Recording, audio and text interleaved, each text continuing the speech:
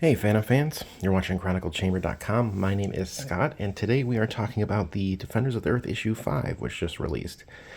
This series was on a little bit of a break as the art team caught up to the remaining 4 issues in this series, but we're back in action with the story being written by DiDio, art by Jim Calafiore, colors by Juancho, and letters by Carlos M. Mangual. So massive spoiler warning for this issue. If you've been following along, a lot of storylines that have been interconnecting are coming to a head. It's very hard to avoid those spoilers, but we're going to jump right in. Story starts us off strong with Kurt Walker, who is the new Phantom, talking to Crotan in the Skull Cave. So there is a conversation between the two of them that basically comes down to Crotan helped Kurt ascend to the role of the Phantom, after being, kicked out of being the Phantom years and years ago. And in return, Crotan is calling on a favor. He needs the Phantom to take down the Seven Nations, which, as Defenders fans knows, is connected to and where Lothar is from. Currently, his wife runs the Seven Nations. That is Lothar's wife. So as we have this info dump, Jedda walks in, and that is kind of where our story starts. Jedda saw something she shouldn't. Now we're cutting away to Rick and LJ, who are driving towards Mandrake's mansion. They're catching up. They're wondering how everyone's doing, and it is a contentious scene. Explosive fight here. Lothar is yelling at Mandrake, totally unaware of what happened to the Phantom. That's really the topic of discussion, is what has been going on and how Lothar has been kept out of the dark. And so all 4 of them are all talking amongst themselves, trying to calm things down. Phantom tells Mandrake he is grateful for keeping him alive, even though his essence has been trapped to Mandrake's mansion this whole time. But, lo and behold, Mandrake, ever the crafty and masterful magician, has a fix. He imbues Phantom's ring with, the life essence that traps the Phantom in the mansion. And so now, Kit can walk freely as the Phantom once more, but he can never take his ring off lest he die. So this kind of settles it. They get a note from Rick and LJ that Jedda has contacted them, and she wants them to meet them at a certain falls, the Wombazi Falls. And so Phantom hears this. He's going to go tag along. He's suspicious. You could tell right here, this is kind of one of the things I love about this series. Aside from the beautiful colors we have so far in here, this opening issue already, this beautiful purple. We're going to see a lot of purple this issue, which I love. But I love that, as they're telling him, Phantom's not revealing his cards and dialogue here, but we could see by his face from Calafiore that he's listening to this, his head's kind of aside, he's suspicious. And this is something that when you're reading this issue, paying very close attention to facial expressions in here, because they do reveal more of what's going to happen. There's an important scene coming up that I will get into. But the last gift Mandrake bestows the Phantom is a new horse. It is not Hero. It is a different one, a good replacement. Phantom explains how much he missed horseback riding. The 3 of them travel together. That's Rick, LJ, and Phantom to the falls. They get to the tree line, and then a bullet comes out of the woods and grazes LJ's leg. You can see that right here, just clipping right through. Very action-packed. And what's going on here? The Singh Brotherhood is here. And so in that earlier scene with Crotan and Kurt Walker talking, Kurt mentioned how he got the Singh pirates to bow to his will and become his personal army. He took them to task. And now here they are serving up to Kurt, coming out of the woods, surrounding our Phantom, LJ, and Rick. And here we get this great reveal of Kurt Walker as the Phantom, holding a knife, stepping out of the trees. We have this beautiful cascade of sunlight coming through the trees. I love this stuff, especially when it comes to depictions of the Phantom in the jungle. This cascade of light shining through, the tree line. Some of my favorite shots and some of my favorite art when it comes to the Phantom, and right here is no different. Kurt leaps right into action. They fight. They're battling back and forth. It's an argument between brothers. It's about how Kurt is the older brother, but Kit was the one who became the Phantom, and it's a lot of jealousy there. Kit was the one who chose it because he stood up to the morals that the Phantom being the Phantom calls for. And so, if you read the original Defenders of the Earth series, the trade paperback was released by Mad Cave Studios, and we reviewed it on the site. But that covered kind of the origins of Kurt Walker in this, universe here, we'll call it. So the two of them are fighting. They're going back and forth. They're fighting over Jedda, and Kurt's kind of teasing Kit, or not teasing, but using it against him that Jedda came to him because she wanted to go off on her own and become the Phantom and be an adventurer. And so they're battling back and forth.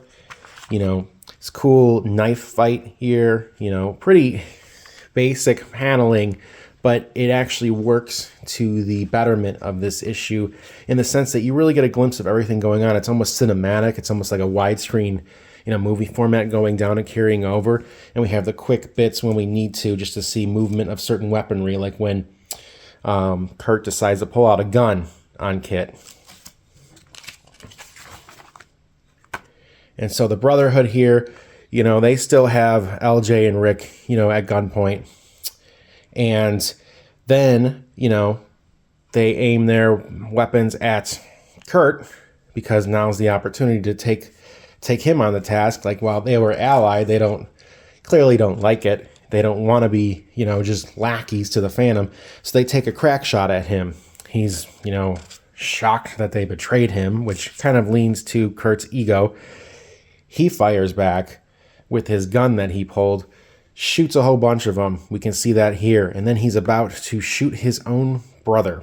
We have this cool 2 panels right here of, Kit Walker staring down the barrel of the gun, but click, that chamber was empty. So Kurt actually went ahead and tried to fire. And so, not giving up, Kurt says, all right, I don't need to kill you. I still have your daughter under my command, and that's good enough to keep you at bay. Which, kind of silly when you think about it. But, that's what he decides to do. One thing I do want to mention for people who have been paying attention in this review so far, the costuming. So Kit Walker is wearing more of the Defenders of the Earth style Phantom costume, whereas Kurt has the more classic looking Phantom outfit. You have the stripes here and everything. So that's just a nice little way they differentiate between the two. Obviously, this is a lighter shade of purple going on here too to help you, see who's who throughout this fight. It's very well done in terms of presenting clear action. So after Kurt runs away, we see the Skullcopter, pretty cool, fly out. And we get this wonderful 2-page spread of Kit Walker leaping up through the trees, all angry and mad that his brother took his daughter, his name, his cave, the Skullcopter. He's going to take Kurt to task. And so he leaps onto the Skullcopter. And this is where, when I was talking about paying attention to facial expressions, this is where this comes into play. So we have, 3 Phantoms here. Here's Jedda. Here's Kurt, and here's Kit, and they're having an argument. Kit's trying to come in there. He's got, he's trying to climb in to stop his brother. Jedda takes advantage of the situation and knocks Kurt, and he drops his knife. And so that's very important here. And in the next panel, Kurt is telling his daughter to, be careful, pay attention to your uncle. And this is very key because look at Kurt's face right here. It is horror, it is fear. We don't see this a lot in this series from him, but it's very expressive and emotive. And here's Kurt right here. He's, languishing in pain, but bam, next panel, he knocks Jedda down. And so Kit climbs in. They're, battling, Kurt and Kit again inside the Skullcopter, and this is such a beautiful moment.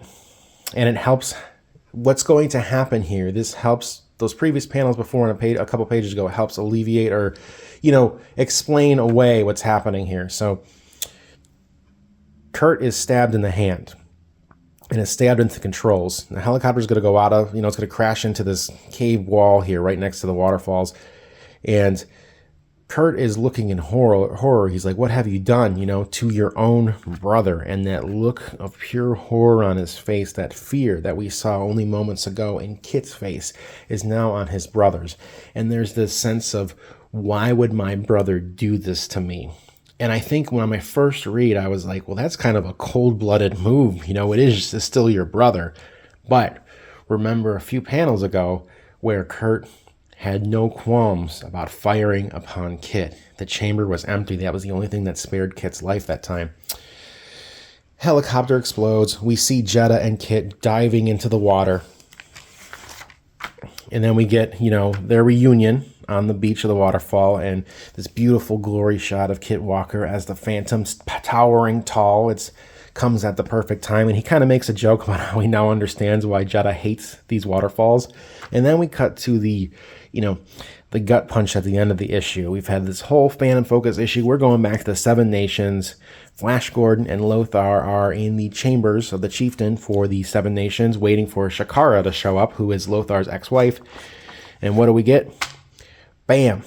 Kashin, who we haven't seen for several issues, who is still working for Baron Atomics, and apparently he helped facilitate a deal between Princess Castra, Crotan, and Shakara.